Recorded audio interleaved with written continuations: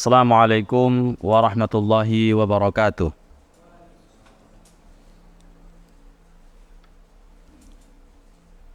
Innal hamdalillah nahmaduhu wa nasta'inuhu wa nastaghfiruh wa na'udzu billahi min shururi anfusina wa min sayyiati a'malina. May yahdihillahu fala mudilla lahu wa man yudlil fala hadiyalah. Wa asyhadu an la ilaha illallah wahdahu la syarika lah. Wa asyhadu anna Muhammadan abduhu wa rasuluh alladzi la nabiyya wa rasula ba'dah. Allahumma salli wa sallim wa barik ala nabiyyina wa habibina wa syafi'ina wa qudwatina Muhammad ibn Abdullah sallallahu alaihi wasallam wa ala alihi wa ashabihi wa man tabi'ahu bi ihsanin ila akhiril anam. Amma ba'da, kita semua yang ada di masjid yang berbahagia ini, a'azzani Allah wa iyyakum jami'a. Malam ini kita akan melanjutkan kaji kita atau pembacaan kita terhadap Al-Janaiz dari karya Syekh Muhammad Nasiruddin Al-Albani. Dan malam ini kita masuk pada bab yang ke-12, yaitu Hamlul Janazati Wattiba'uha, yaitu membawa jenazah dan mengiringi jenazah. Menjadi kewajiban bagi setiap muslim untuk melakukan kebaikan. Dan di antara kebaikan itu berhubungan dengan jenazah. Ketika tidak ada orang yang bisa menyelesaikan fardu kifayah kepada jenazah itu, maka bagi orang yang mampu untuk melakukannya, dia dibebankan fardu ain. Artinya fardu kifayah itu menjadi bebannya, akhirnya menjadi fardu ain. Kalau tanpa dia, jenazah itu, penyelenggaraan fardu kifayah itu tidak akan bisa dilakukan. Maka ini menjadi fardu ain baginya dan fardu kifayah bagi kaum muslimin. Syekh Albani mengatakan wa yajibu hamlul janazati wattiba'uha. Wajib membawa jenazah itu dan mengiringinya. Ini nanti akan kita diskusikan. Kenapa beliau mewajibkan memanggul atau membawa jenazah dan mengiringi jenazah itu? Tentunya nanti ada dasar yang beliau ambil dari hadis Nabi sallallahu alaihi wasallam. Dan kata beliau, wa dzalika min haqqil maitil muslim 'alal muslimin. Itu hak si mait bagi orang Islam terhadap kaum muslimin. Jadi hak mait yang muslim itu kepada kaum muslimin.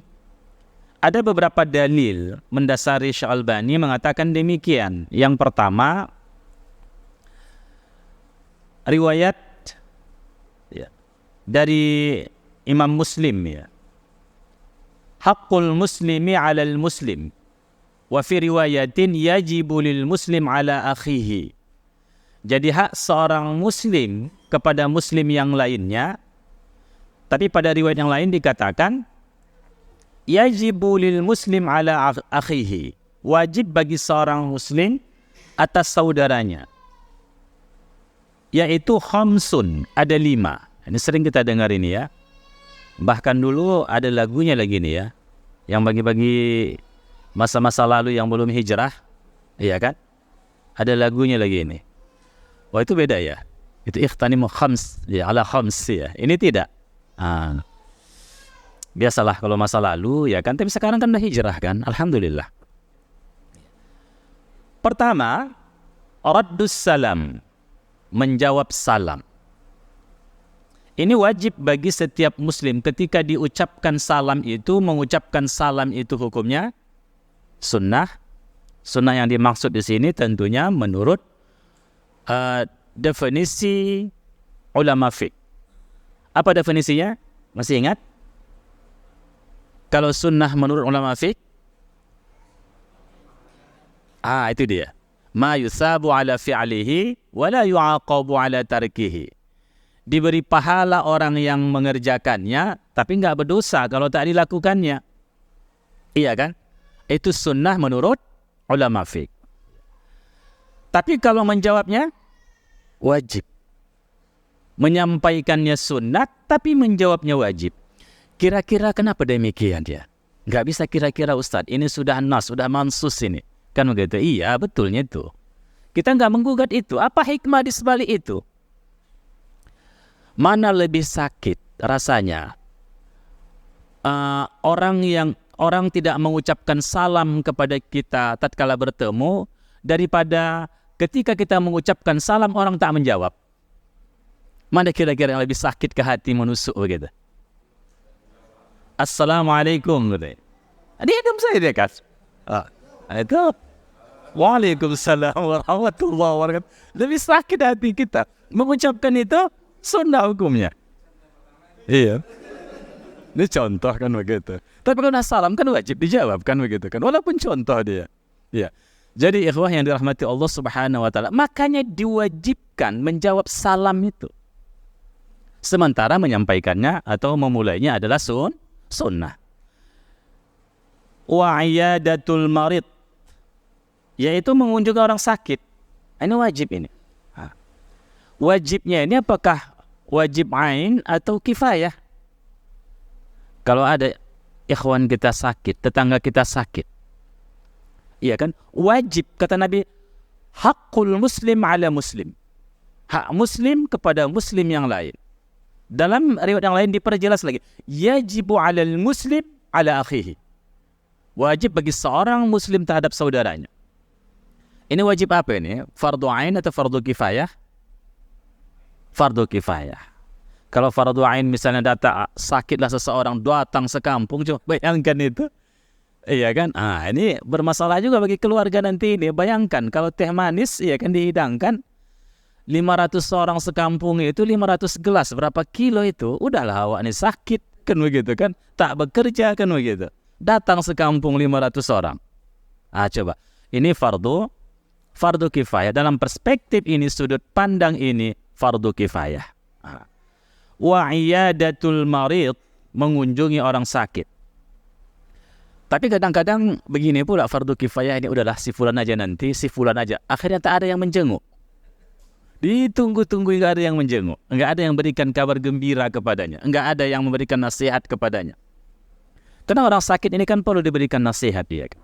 Perlu dimotivasi, iya kan? Tapi kalau saudara yang nggak datang, ya kecari-carian juga dia. Awalnya sudah mengaji, udah mengikut manhaj ini, tapi awak sakit nggak ada yang datang. Orang sebelah pulanya yang datang. Itu dia. Jadi ikhwah, kalau ada yang sakit, calling dulu. Siapa di antara kita yang hadir? Begitu. Karena ini menjadi kewajiban. Pernah ngaji kita kan? Menjadi kewajiban. Baik. Tapi kalau sakit-sakit flu biasanya pula, enggak lah. Sakit yang tergoleknya istilah ini, enggak bisa bergerak lagi dia. Sudah diopname dia. Ataupun kalau tak diopname di rumah sakit, opname di rumah dia. Iya kan, begitu. Bukan pula sakit pilek saya dikunjungi, enggak. Ya, itu cukup didoakan dari jauh aja itu. Wattiba'ul janaiz, mengikut jenazah. Artinya mengiringi jenazah. Ketika jenazah itu dibawa, diiringi. Itu fardu kifayah. Jadi selama ini tahu kita fardu kifayahnya apa? Memandikan, kemudian mengkafani, menyolatkan, mengkebumikan. Iya kan? Selesai. Dalam hadis ini dijelaskan ada ittiba'ul janaiz, mengiringi jenazah itu fardu kifayah. Mesti ada yang mengikutinya. Jangan satu orang pula membawanya ke sana. Mesti diiringi untuk mendoakannya. Untuk mendoakannya. Dan itu juga menghibur keluarga itu. Coba bayangkan kalau ada di keluarga seseorang itu wafat misalnya ayahnya. Hanya satu orang yang membawa ke sana, 2 orang. Tukang pikul saja kan begitu. Udah selesai. Tapi kalau ada beberapa orang dan ikut di sana mendoakannya, kan begitu. Agak terhibur enggak? Alul musibah. Terhibur juga. Ya kan? Terhibur itu. Taib ikhwah. Dan sebagian saudara kita kaum muslimin, iya kan, kenapa tidak mau merubah orientasi keilmuannya, manhajnya? Salah satunya apa takut dia? Kalau mati nanti nggak ada yang mengantarkan, katanya gitu. Nggak ada yang melakukan fardu kifayah. Makanya tak mau dia merubah tradisi apa namanya itu ya, manhaj yang lama itu kepada manhaj yang lebih lama. Paham maksudnya kan? Bukan yang baru, tapi yang lebih lama. Itu salafus saleh itu kan lebih lama. Bukan manhaj yang lama kepada yang baru, enggak ada yang baru, enggak ada. Tapi manhaj itu yang qadim, salafus saleh, kembali kepada Nabi sallallahu alaihi wasallam, kembali kepada sahabat, kembali kepada tabi'ut tabi'in. Ya. Baik ikhwah. Wa ijabatud da'wah. Apa itu? Memenuhi undangannya. Kalau ini apakah fardu kifayah? Kalau ta'in dia mengundangnya sama kita menjadi fardu ain. Datang antum ya. Ada pesta kan gitu kan? Pesta apa itu? Ya tentu ada pesta walimatul urush kan begitu. Ya, datang. Yang keberapa ini? Itu lain lagi masalahnya ya. Karena udah sering kali ya antum mengundang saya 1, 2, 3. Ini keempat. Jadi keempat. Datang juga ikhwan yang dirahmati Allah Subhanahu wa taala. Kemudian wa tashmit al-atas, ya, wa tashmitul atis ya. Dan menjawab apa atis? Atis bersin. Itu menjawab bersin itu. Apa jawab? Alhamdulillah katanya. Yarhamukallah, yahdikumullah wa yuslih balakunna. Ya. Baik ikhwan yang dirahmati Allah Subhanahu wa taala. Itu yang pertama kata Syekh Albani dalilnya. Maka wajib hamlul janaiz wattiba'uha. Wajib, dan itu fardu kifayah. Kemudian yang kedua, qauluhu aidan.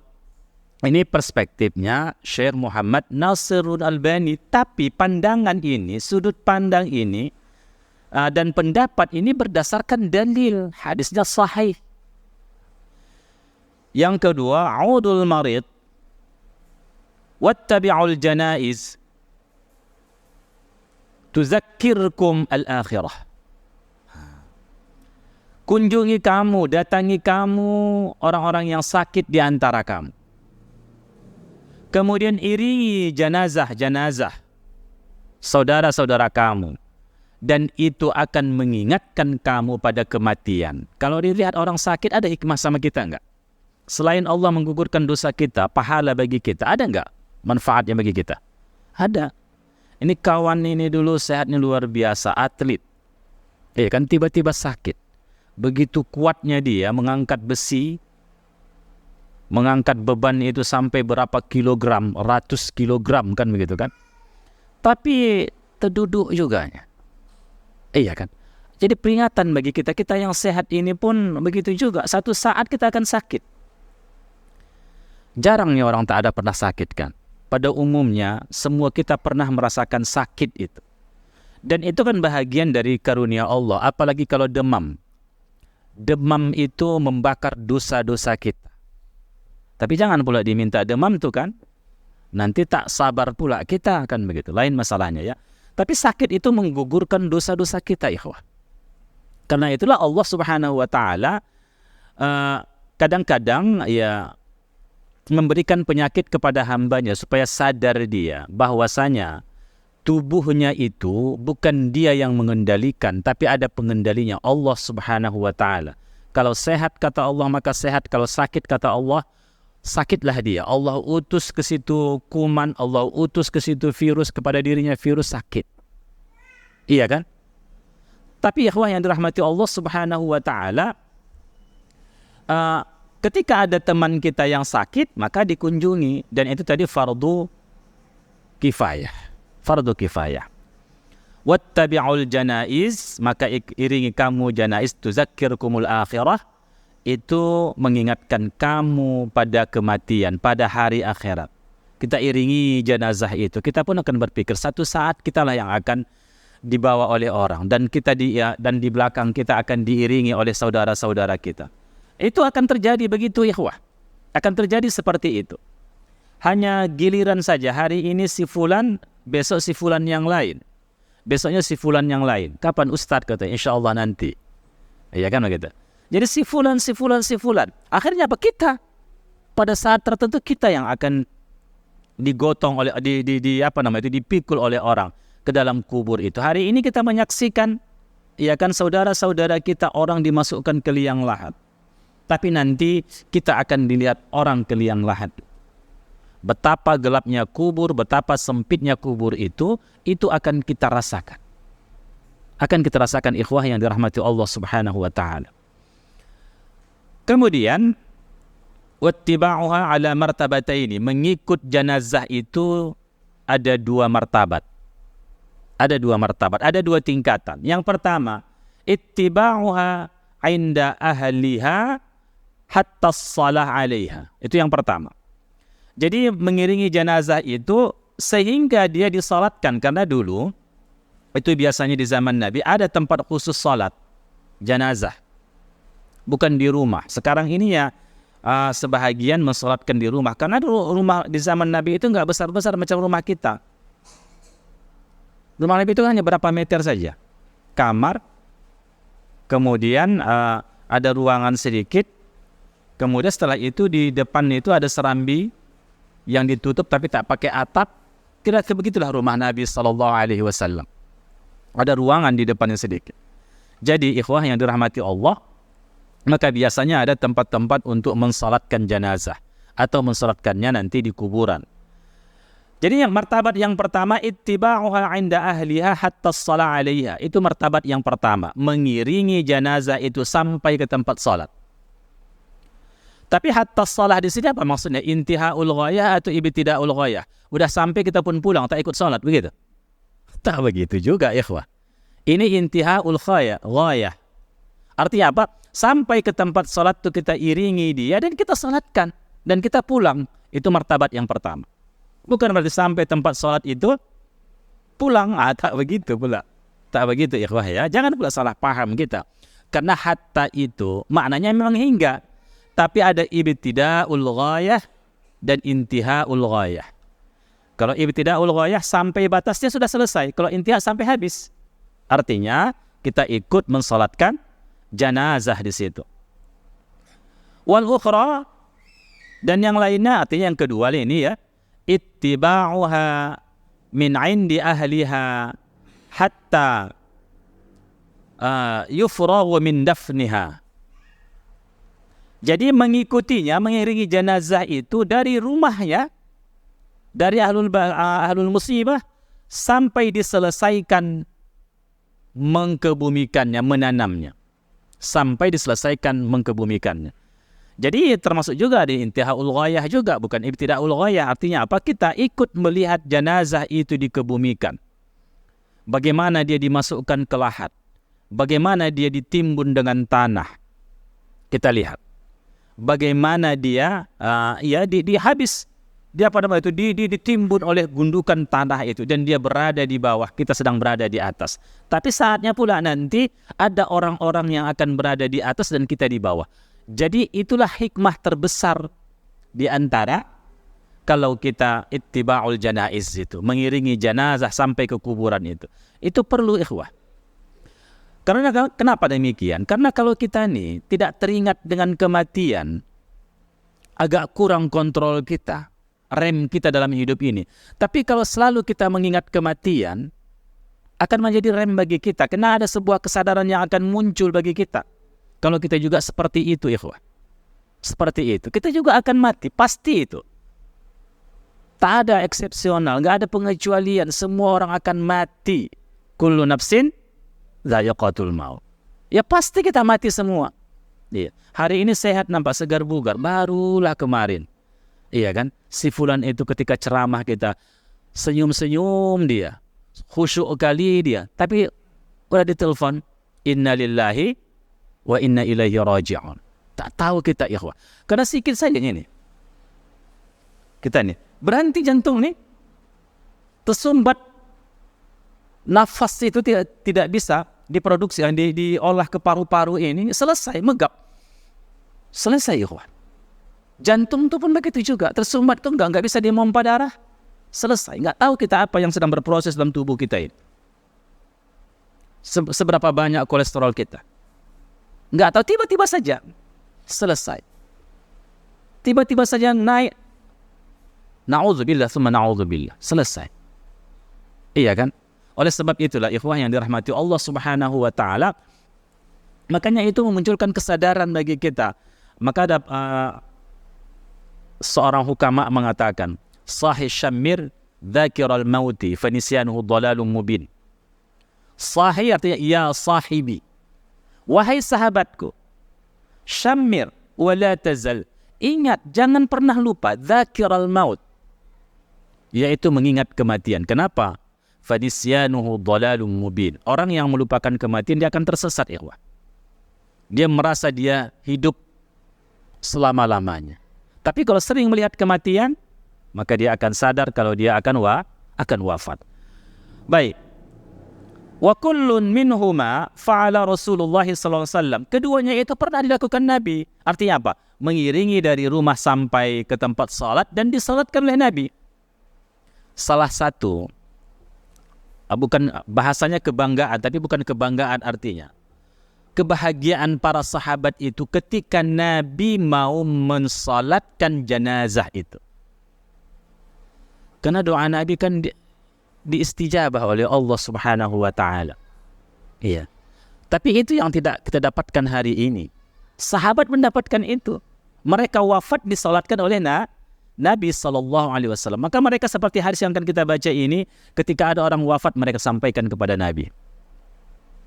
Mereka sampaikan kepada Nabi. Tapi mereka melihat ini masyaqqah bagi Nabi, sulit kali, begitu banyak orang yang wafat dipanggil Nabi datang.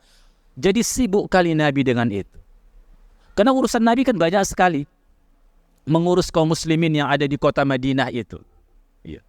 Masalah agamanya, masalah dunianya, masalah pertahanannya. Itu diurus oleh Nabi SAW. Lagi Nabi menyampaikan pengajaran kepada para sahabat. Betapa banyak orang yang wafat dipanggil Nabi, jadi masyaqqah bagi Nabi. Maka mereka bawa mayit itu ke rumah Nabi. Minta disalatkan. Jadi salah satu kebahagiaan para sahabat itu adalah disalatkan oleh Nabi. Dan kullun minhuma fa'ala Rasulullah SAW. Keduanya itu pernah dilakukan oleh Rasulullah. Sebagaimana diriwayatkan rawa Abu Sa'ad Al-Khudri, ya diriwayatkan oleh Abu Sa'ad Al-Khudri radhiyallahu taala anhu qala, kunna maqdaman nabi yani al-Madinah idza hudira minna al-mayit adhanna an-nabiy sallallahu alaihi wasallam fahadarahu wastaghfara lahu hatta idza qubida insarafa an-nabiy wa man ma'ahu hatta yudfan. وربما طال حبس ذلك على النبي صلى الله عليه وسلم فلما خشينا مشقة ذلك عليه قال بعض القوم لبعض لو كنا لا نؤذن النبي صلى الله عليه وسلم بأحد حتى يقبض فإذا قبض آذانه فلم يكن عليه ذلك مشقة ولا حبس ففعلنا ذلك. Perlu diterjemahkan? Kita terjemahkan.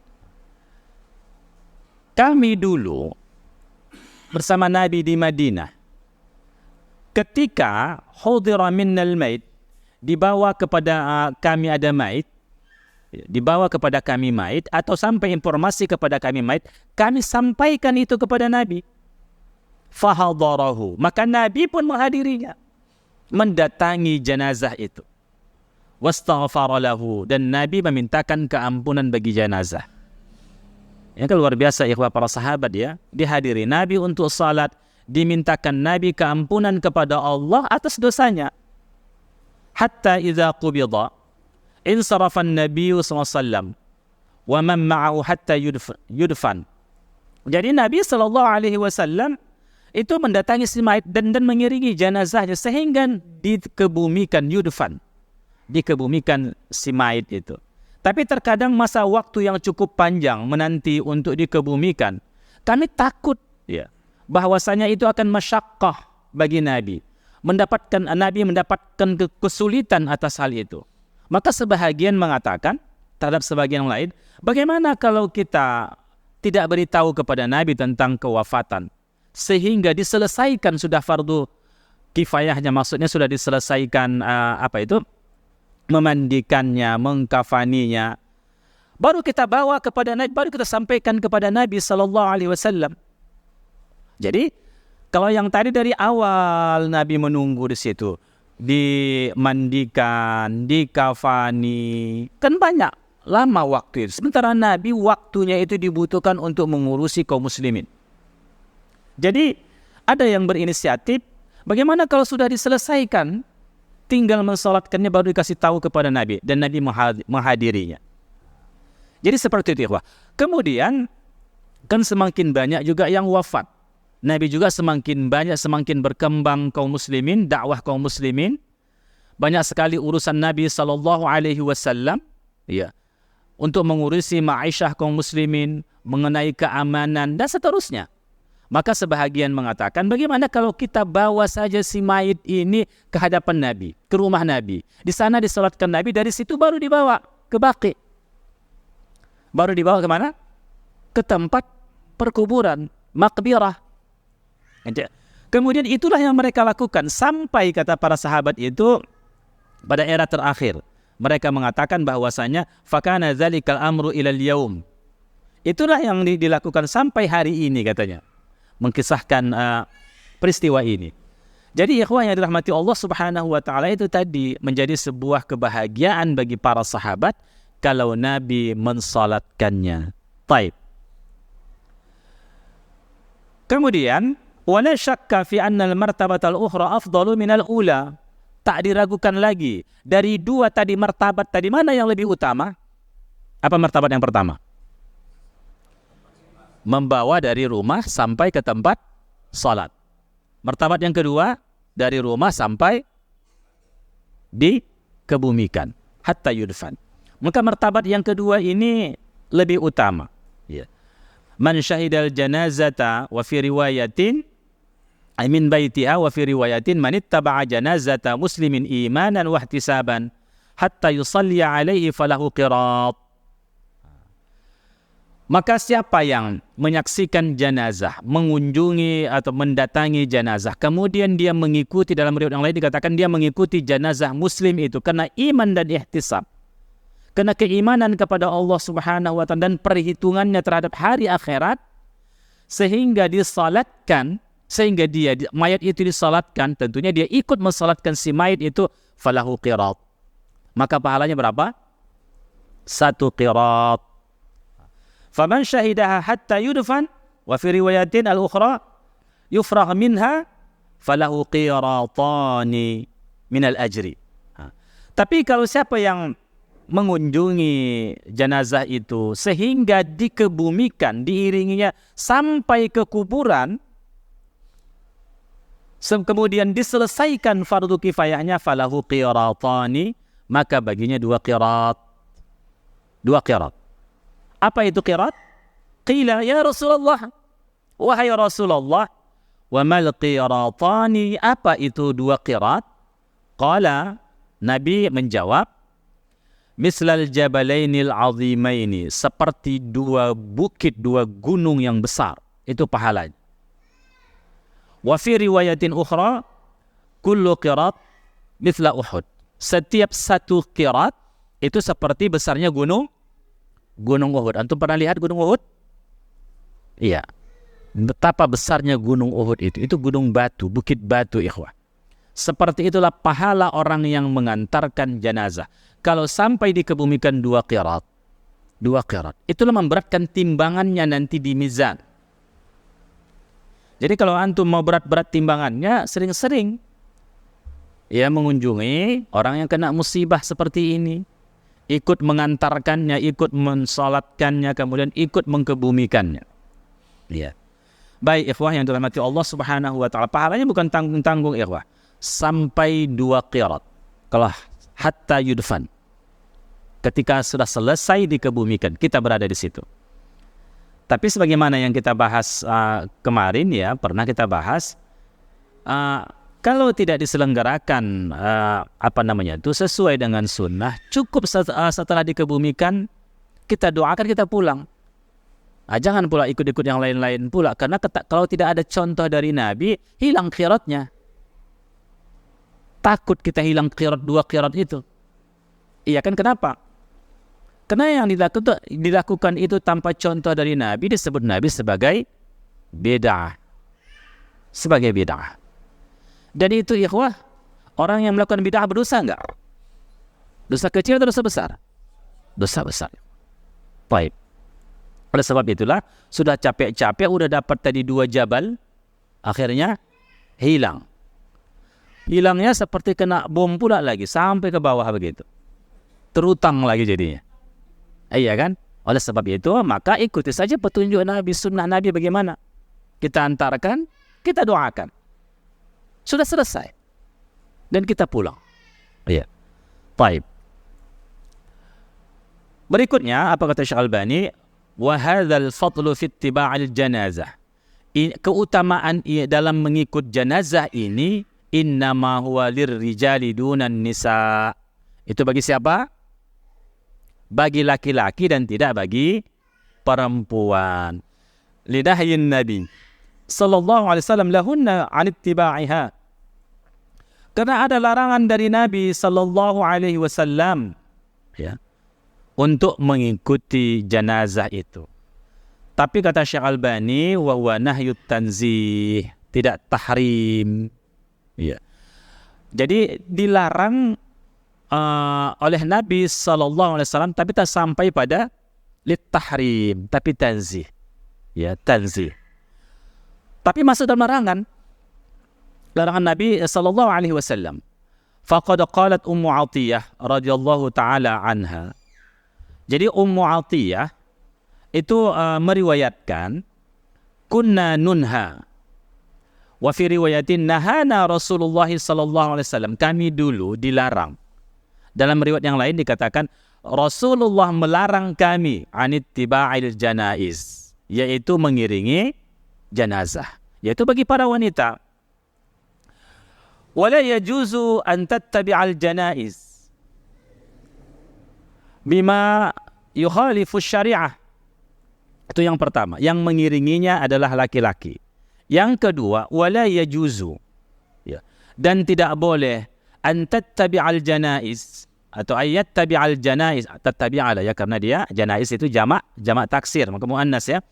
Wala yajuzu an tattabi'al janaiz bima yukhalifu asy-syariah. Dan tak boleh mengiringi jenazah itu dengan melakukan perkara-perkara yang menyelisih syariat, yukhalifu asy-syariah, yang menyelisih syariat. Wa qad jaa an-nassu fiha ala amrayni. Nas dalam hal ini menjelaskan dalam 2 perkara yang dijelaskan oleh nas. Apa itu? Raf'us sauti bil buka, yaitu meninggikan suara ketika mengiringi jenazah itu dalam tangisannya. Menangis tapi suara meratapkah, meninggikan suaranya kah? Kan begitu? Tidak boleh. Tidak boleh. Raf'us sauti bil buka. Wattiba'u bil bakhur atau bukhur, dan mengiringinya dengan setanggi. Aroma-aroma yang wangi. Kalau di sini kemenyan. Iya kan? Kemenyan supaya apa? Supaya wangi. Ada juga membawa dengan bunga pandan-pandan dan sebagainya. Itu enggak ada syariat kita begitu. Bahkan ada larangan dari Nabi sallallahu alaihi wasallam. Nabi mengatakan begini, la tattabi'il janazah bisauti wala nar. Jangan kamu iringi jenazah itu dengan suara-suara, bisautin, dengan suara, wala nar, juga dengan api. Kecuali dalam mengkebumikan malam, itu bedalah. Untuk melihat jalan, ini tidak. Menjadi kebiasaan tradisi di zaman jahiliyah, atau tradisi-tradisi yang ada pada era itu, ikhwah, itu seperti itu kata Nabi, tidak. Jangan pernah kamu mengiringi jenazah dengan suara apapun itu, dengan meninggikan biraf'is sauti, dengan mengangkat suara. Wa yulhaqu bidzalika raf'u sauti bidzikri amama al-janazah. Masuklah dalam larangan ini dari hadis Nabi tadi, bisautin itu apa? Mengangkatkan suara berzikir di hadapan jenazah. Semangat la ilaha illallah, la ilaha illallah misalnya. La ilaha illallah itu perkataan yang baik, kalimat tauhid itu. Tapi kalau dinisbatkan dengan membawa jenazah, itu yang tak ada contoh dari Nabi. Bi raf'is sautin, dengan mengangkat suaranya, enggak ada itu. Atau yang lain-lain.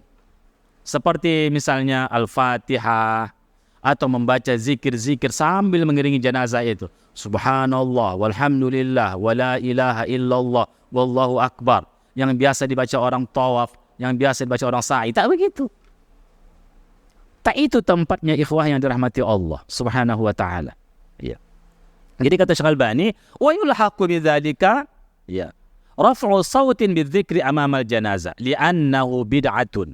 Kata Syekh Albani. Karena apa? Karena itu adalah bid'ah. Artinya apa? Enggak ada contoh dari Nabi sallallahu alaihi wasallam. Kalau itu perkara yang baik, siapalah orang yang paling antusias melakukannya?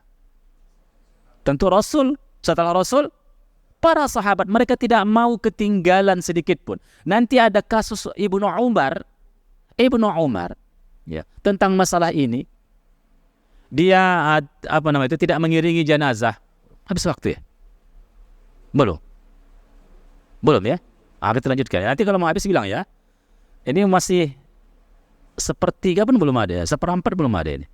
Muqaddimah baru ini. Kalau satu kitab maksudnya. Taib. Kemudian ikhwah yang dirahmati Allah, li'annahu bid'atun. Ini bid'ah, ini muhdats. Enggak ada contoh dari Nabi sallallahu alaihi wasallam. Enggak dilakukan oleh para sahabat itu. Kalau itu kebaikan, pastilah yang mendahului kita terhadap kebaikan itu para sahabat, karena mereka lebih antusias, imannya lebih kuat, semangatnya lebih, dan seterusnya. Dan mereka lah orang yang paling ingin mencontoh Nabi SAW. Dan mereka lah orang yang tidak mau kehilangan kesempatan untuk mendapatkan kebaikan akhirat. Itu para sahabat. Tak dilakukan para sahabat.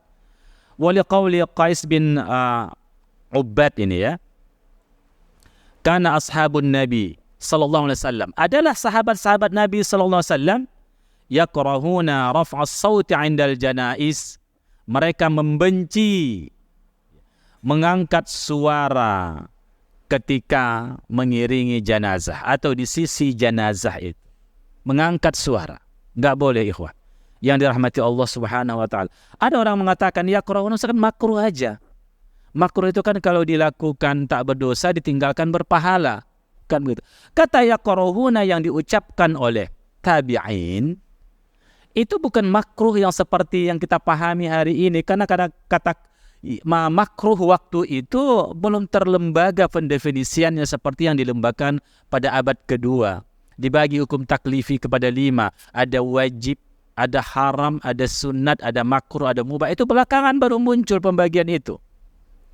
Maka kita tidak bisa menggunakan terminologi makruh yang ada hari ini dengan makruh di zaman Nabi sallallahu alaihi wasallam. Artinya apa? Dibenci. Yang melakukan itu. Para sahabat enggak mau melakukannya indal janaiz. Wa li'anna fihi tashabbuhan bin nasara. Karena itu menyerupai siapa? Menyerupai orang-orang Nasrani. Kalau sekarang bukan Nasrani aja. Iya kan? Konghucu yang lain juga. Coba kita lihat kalau mereka mengantar jenazah gimana? Ceng, ceng, ceng, ceng, ceng, ceng, ceng, gitu kan? Mereka nggak boleh menyerupai mereka. Kan gitu ya, Pak? Apalagi pakai, tapi tak pernah kita temukan pakai rebana pula ya. Tak pernah ada ya. Tak pernah ada. Baik. Tapi apapun yang berhubungan dengan doktrin keyakinan di luar Islam yang tidak ada penjelasan dari sunnah Nabi SAW, tidak boleh kita ikut. Jadi begitu. Jadi, lianna fihi tashabbuhan bin nasara, itu tasyabbuh yang mengikuti atau menyamai orang-orang Nasrani. Fa'innahum yarfa'una aswatahum. Ya. Maka mereka mengangkat suara-suara mereka bisyai'in, dengan sesuatu, min anajilihim wa adhkarihim ma'a tamtid wa talhin wa tahzin. Itu ya. Mereka mengangkat suara mereka dengan bacaan-bacaan mereka dari kitab Injil-Injil mereka. Injil apakah itu tak tahu kita. Karena Injil itu kan banyak kan? Iya. Jadi mereka membacanya dan zikir-zikir mereka. Kemudian apa? Dan mereka itu memanjang-manjangkannya, mentalhin wa tahzin, menunjukkan kedukacitaan. Iya kan? Menunjukkan kedukacitaan. Kan kita lihat itu ya, banyak dalam tradisi-tradisi bahwasanya kalau tidak ada si mayit itu diratapi menjadi celah itu. Oleh sebab itulah maka walaupun tak mau menangis, kalau datang kita harus menangis. Diambil bawang itu taruh kemari, harus begitu. Baru diratapi. Semakin kuat ratapnya, semakin bahagia ahlul musibah. Tapi dalam Islam itu dilarang, ikhwah yang dirahmati Allah Subhanahu wa taala. Boleh menangis tapi enggak boleh meratap, enggak boleh irtifa'us sauti. Enggak boleh mengangkat suara. Kemudian, ya. Wa aqbaha min dzalika tashyi'an bil 'azab 'an al-alatil musiqiyah amamaha 'azfan hazinan kama yaf'alu fi ba'd al-bilad al-islamiyah taqlidan lil kuffar. Wallahu al-musta'an. Kata Syekh Albani. Ini betul ini ada ini kan? Apa itu? Yang lebih buruk lagi dari itu katanya apa? Yang mengiringi jenazah itu dengan alat-alat musik. Bam bam bam bam bam bam bam bam bam bam bam bam bam bam. Oke itu kan? Jadi enggak boleh di dalam Islam. Enggak boleh dalam Islam ya ikhwah. Kenapa itu? Kata Syekh Albani, karena itu taklid bagi orang-orang, kebiasaan orang-orang kufar. Kebiasaan orang-orang kufar ikhwah yang dirahmati Allah Subhanahu wa taala. Yaitu menggunakan alat-alat musik amamah di hadapannya. Azban hazinan, untuk ya menunjukkan kedukacitaan. Enggak boleh ikhwah.